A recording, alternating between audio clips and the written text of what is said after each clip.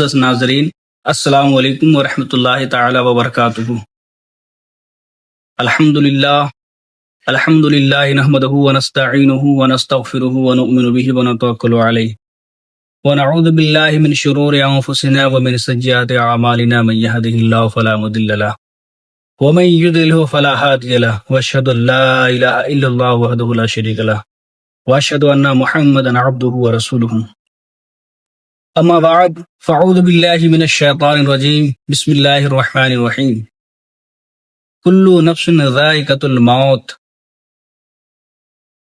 اللہ تبارک و تعالی قرآن عظیم میں ارشاد فرماتا ہے کہ کل نفس ذائقۃ الموت، ہر نفس کو موت کا مزہ چکھنا ہے، یعنی ہر جاندار چیز کو مرنا ہے۔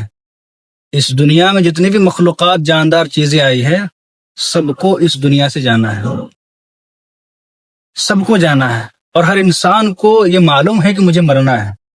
آپ کو بھی معلوم ہے، ہمیں بھی معلوم ہے، ہمارے دوستوں کو بھی معلوم ہے، یعنی ہر ایک انسان کو معلوم ہے کہ مجھے اس دنیا سے جانا ہے، میں چند دن کا مہمان ہوں۔ لیکن اللہ تبارک و تعالیٰ نے ہمیں ایک بڑی نعمت عطا فرمایا ہے۔ سوچنے والی بات ہے کہ مرنا آپ کو بھی ہے، مرنا مجھے بھی ہے، مرنا ہر کسی کو ہے، لیکن کہ وہ کسی کو یہ نہیں پتا ہے کہ کب مرنا ہے۔ اگر کسی انسان کو اپنے مرنے کا وقت پتہ چل جائے تو کیا وہ چین کی سانس لے پائے گا، سکون سے زندگی جی پائے گا؟ کبھی نہیں جی پائے گا۔ لیکن اللہ تبارک و تعالیٰ نے ہر انسان کو یہ خبر کر دیا ہے کہ تجھے اس دنیا سے جانا ہے، یہ چند دن کی زندگی ہے، یہ امتحان کی گھڑی ہے، یہ امتحان کا وقت ہے۔ آپ یہاں آئے ہو امتحان دے کے چلے جاؤ، جیسا آپ عمل کرو گے ویسا ہی آپ کو وہاں پہ اس کا صلہ ملے گا۔ اللہ تبارک و تعالیٰ ارشاد فرماتا ہے کہ کل نفس ذائقۃ الموت، یعنی ہر نفس کو موت کا مزہ چکھنا ہے۔ آئیے میں اسی طریقے سے ایک واقعہ آپ کو سناتا ہوں کہ ایک شرابی شخص تھا، ظلم کرتا تھا، شراب پیتا تھا، بے انتہاشا لوگوں کو پریشان کرتا تھا۔ اتفاق ایسا ہوا کہ اس کا انتقال ہو گیا۔ اس کا انتقال ہو گیا۔ جیسے ہمارے یہاں کسی کا انتقال ہوتا ہے تو ہمارے احباب، ہمارے خاندان والے، ہمارے اڑوس پڑوس جتنے لوگ ہیں سب مل کر جس طرح ہر جگہ مٹی ہوتی ہے، مٹی اٹھائی جاتی ہے، تدفین کر دیا جاتا ہے، تو اسی طریقے سے اس انسان کی مٹی اٹھائی گئی، اسے تدفین کر دیا گیا۔ اور جب تدفین کرنے کے بعد، مٹی ڈالنے کے بعد، جب انسان ہاتھ دھوتا ہے، جیسے ہم لوگ مٹی ڈالتے ہیں تو ہاتھ میں مٹی لگی رہتی ہے، تو مٹی کو ہم کسی پانی سے دھو لیتے ہیں یا صاف کر لیتے ہیں کسی کپڑے سے یا کسی چیز سے، پھر گھر پہ جا کے صحیح سے ہاتھ دھو لیتے ہیں۔ تو اتفاق ایسا ہوا کہ اس کے قبر کی مٹی سے خوشبو آ رہی ہے۔ کس انسان کی قبر سے مٹی سے خوشبو آ رہی ہے؟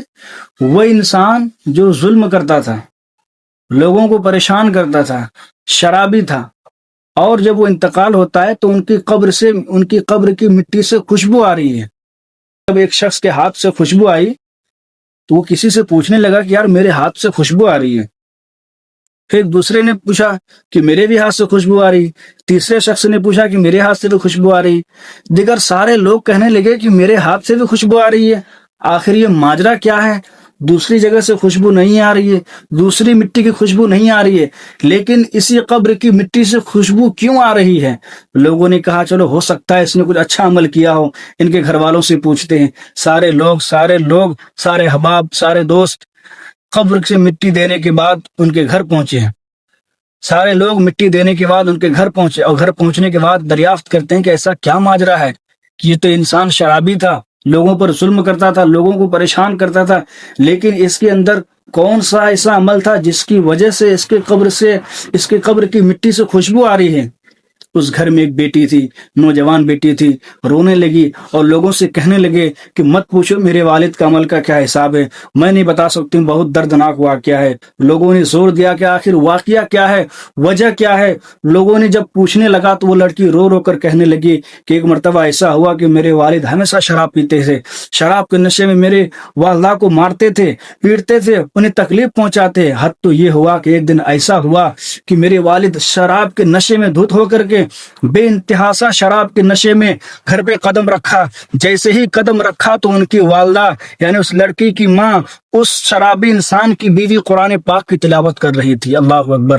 جب وہ قرآن پاک کی تلاوت کر رہی تھی، شرابی سے دیکھا نہیں گیا، اسے تکلیف ہوئی اور اتنی زور سے ان کو دھکا مارا کہ وہ دروازے کے پاس جا کے گر گئی اور اس کا انتقال ہو گیا، اس کی روح پرواز کر گئی۔ اللہ اکبر کبیرہ۔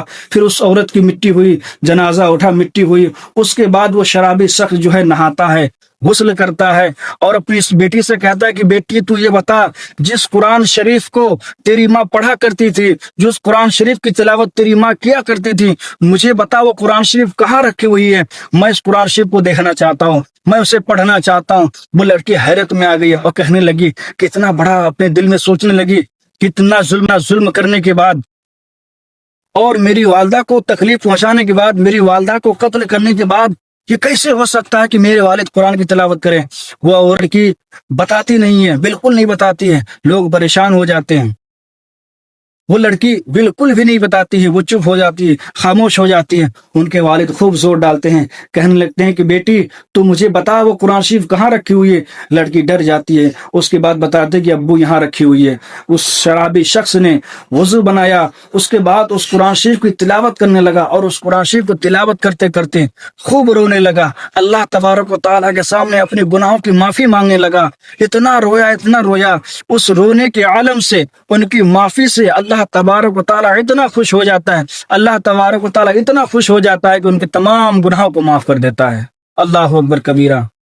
ایک شرابی شراب پیتا تھا، ظلم کرتا تھا، اپنی بیوی کا قاتل ہے، لیکن پھر بھی جب اللہ تبارک و تعالیٰ کے سامنے معافی مانگتا ہے، روتا ہے، گر گراتا ہے، تو اللہ تبارک و تعالیٰ اسے معاف کر دیتا ہے۔ اللہ تبارک و تعالیٰ کو اس بندے کے اس عمل کو اتنا پسند آیا کہ ان کے تمام گناہوں کو معاف کر دیا۔ اللہ اکبر کبیرہ۔ یہ واقعہ ہوتا ہے۔ اگر لڑکی نیک ہو، پڑھی لکھی ہو، سمجھدار ہو، باحیا ہو، باکردار ہو، تو آپ کے گھر کو جنت بنا دیتی ہے۔ اور وہی لڑکی اگر پڑھی لکھی نہ ہو، باکردار نہ ہو، بد کردار ہو، بد اخلاق ہو، بد حیا ہو، تو آپ کے گھر کو جہنم بنا دیتی ہے۔ اگر عورت پڑھی لکھی ہوتی ہے، سمجھدار ہوتی ہے، نیک ہوتی ہے، تو آپ کے گھر کو بلندی تک پہنچاتی ہے، کامیابی تک پہنچاتی ہے۔ اگر گھر میں عورت بد کردار ہوتی ہے، بے حیا ہوتی ہے، تو اس گھر میں برکت نہیں ہوتی ہے، اس گھر میں رحمت کے فرشتے دور ہو جاتے ہیں۔